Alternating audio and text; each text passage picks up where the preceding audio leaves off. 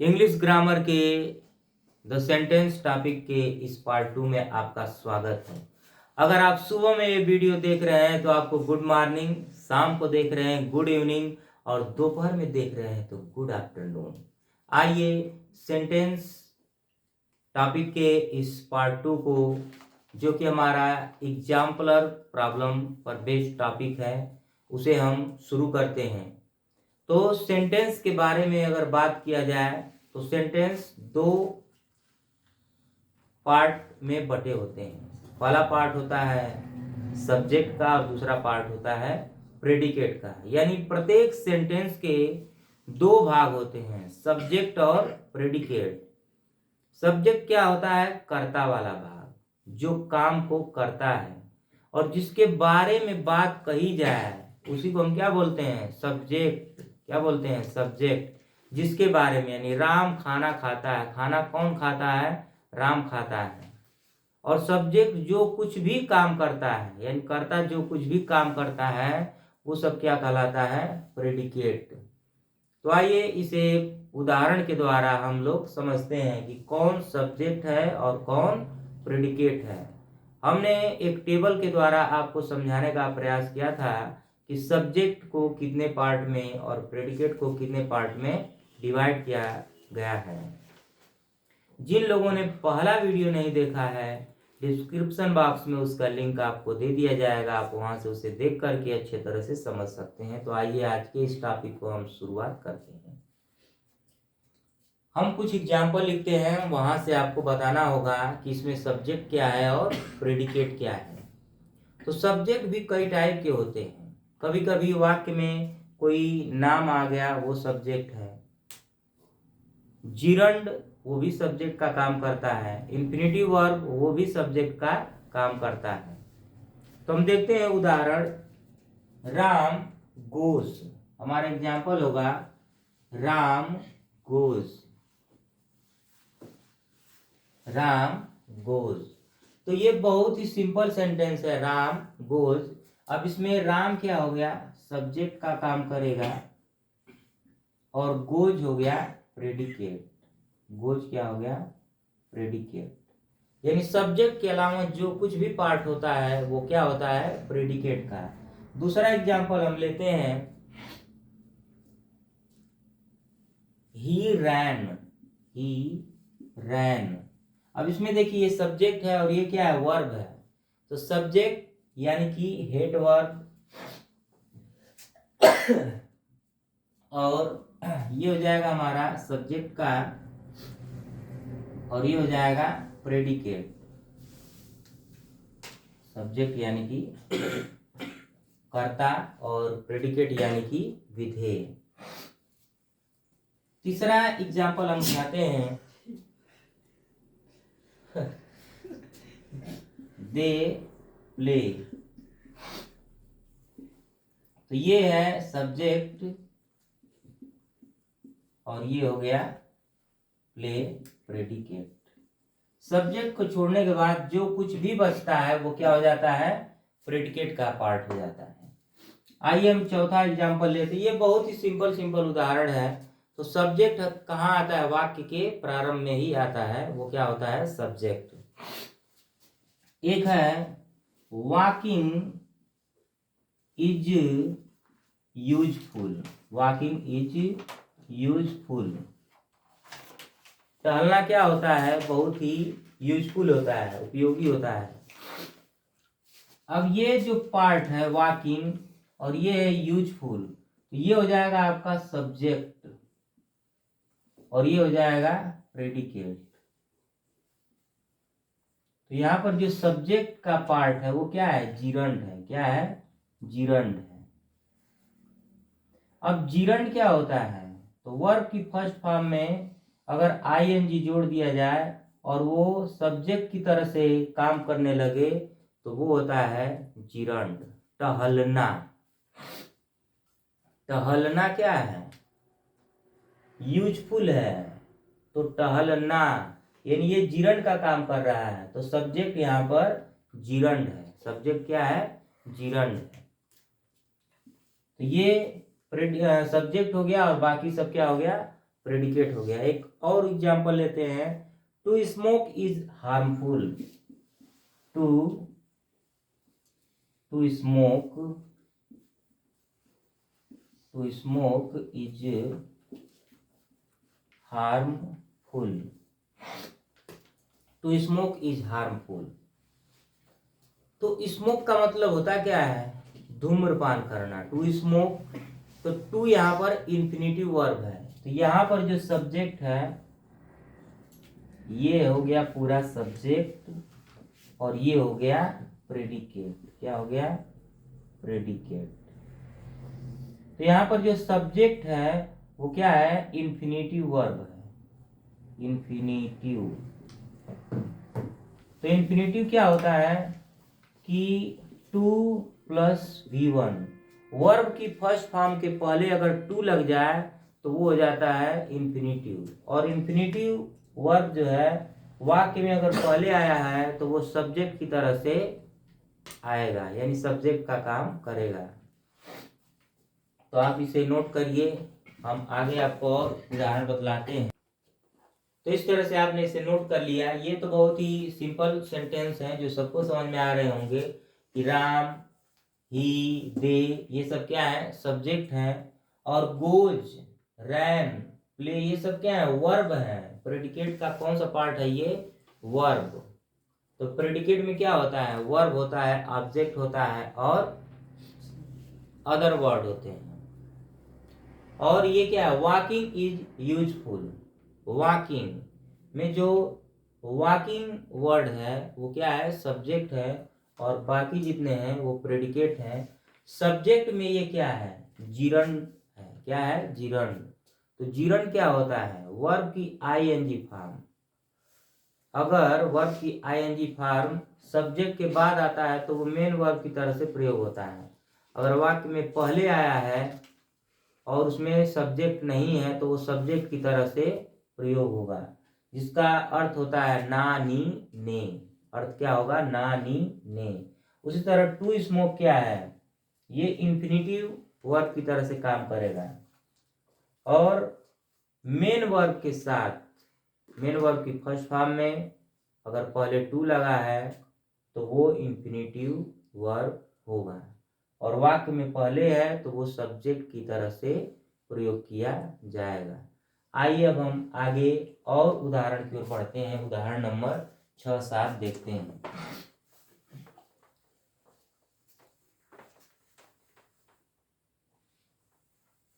तो हमारा उदाहरण नंबर जो 6 है वो है a girl plays. A girl plays. एक लड़की क्या करती है? खेलती है। तो यहाँ पर जो प्लेज है वो क्या हो गया? प्रेडिकेट हो गया। प्रेडिकेट हो गया। अब ये जो ए गर्ल है वो क्या है? सब्जेक्ट है। क्या है? सब्जेक्ट है। लेकिन इसमें जो वर्ड जो पहला लेटर जो आपको दिख रहा है ए का, वो क्या है? क्वालिफायर। क्या होता है? क्वालिफायर। अब वो क्वालिफायर में क्या होता है? क्वालिफायर ए एंड दी, जो क्वालिफाई करता है कि एक लड़की प्लेज खेलती है, एक लड़का खेलता है। और द भी क्या है? यानी आर्टिकल्स क्या होते हैं? क्वालिफायर की तरह से प्रयोग किए जाते हैं। आर्टिकल्स ए एंड दी किस तरह से प्रयोग होते हैं? क्वालिफायर की तरह से। और जो वर्ब होती हैं, वर्ब मुख्य क्रियाएं, वो प्रेडिकेट की तरह से प्रयोग होती हैं। और गर्ल क्या है? ये मेन वर्ड है। ये जो है गर्ल वो क्या है? मेन वर्ड, मेन वर्ड है। और ये क्या है? क्वालिफायर है। क्वालिफायर। तो ये क्वालिफाई करता है गर्ल को कि गर्ल कितनी है? एक है, और वो क्या करती है? प्लेज, खेलती है। 7वां एग्जाम्पल हम उठाते हैं इसी तरह से, this boy reads. This boy reads. तो देखिए ये जो दिस है वो क्या है, क्वालिफायर है। क्या है, क्वालिफायर है। और बॉय क्या है, मेन वर्ड। बॉय क्या है, मेन वर्ड। और दोनों मिला जुला करके क्या हो गया, सब्जेक्ट। दोनों मिला जुला कर क्या हो गया, सब्जेक्ट। और ये वाला पार्ट क्या कहलाएगा, प्रेडिकेट। क्या कहलाएगा, प्रेडिकेट। ये वाला पार्ट क्या कहलाएगा, प्रेडिकेट कहलाएगा। और हमने आपको पहले ही बता दिया है कि प्रत्येक सेंटेंस के दो भाग होते हैं। प्रत्येक सेंटेंस के दो भाग होते हैं, सब्जेक्ट और प्रेडिकेट। सब्जेक्ट और प्रेडिकेट को भी कई भागों में बांटा गया है। तो सब्जेक्ट में होता है क्वालिफायर और मेन वर्ड, और प्रेडिकेट में होता है वर्ब, ऑब्जेक्ट और अदर वर्ड। ऑब्जेक्ट भी दो प्रकार के होते हैं, डायरेक्ट ऑब्जेक्ट और indirect object.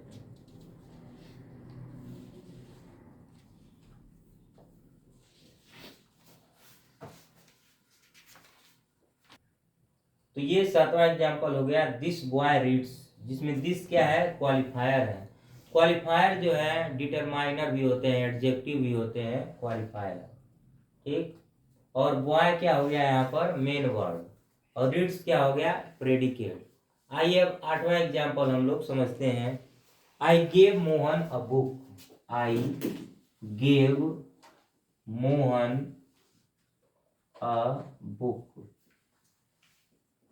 I gave Mohan a book, जिसमें आई क्या हो गया, सब्जेक्ट हो गया। आई क्या हो गया, सब्जेक्ट। अब देखिए गेव क्या हो गया, वर्ब हो गया। मोहन क्या हो गया, ये ऑब्जेक्ट है। और अ बुक भी क्या है, ये भी ऑब्जेक्ट है। तो यहां पर दो दो ऑब्जेक्ट हैं।